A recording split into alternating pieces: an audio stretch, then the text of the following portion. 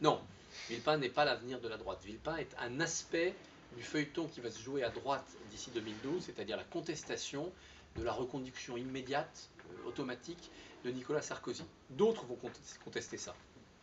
Certains vont venir du centre en disant nous n'allons pas être des rivaux, nous allons être des alliés. Laissez-nous vivre, on viendra vous aider au second tour. Certains vont sortir du bois en disant je prépare 2007. Donc je me pousse du col pour essayer d'exister en 2012, mais je parie sur la défaite de Sarkozy, une droite éclatée, la gauche au pouvoir, et 5 ans après, on prend notre revanche. Copé va évidemment le faire, c'est aussi son jeu générationnel. Juppé est dans cette idée-là, au cas où en 2012, mais il sait que ça va être juste. Fillon est évidemment dans cette idée-là. Et puis d'autres, qui pour des raisons diverses et variées, ont peut-être intérêt à faire perdre Sarkozy, mais pas au profit de Villepin, au profit de la gauche.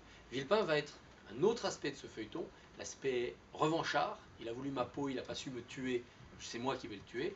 L'aspect lyrique, une politique très littéraire, beaucoup moins vulgaire dans le langage, beaucoup moins vulgaire dans le style, beaucoup plus flamboyante, mousquetaire. Et puis la Chiraki. La Chiraki qui n'en finit pas de mourir et qui aura encore un représentant, ou qui essaiera d'avoir un représentant à la présidentielle de 2012.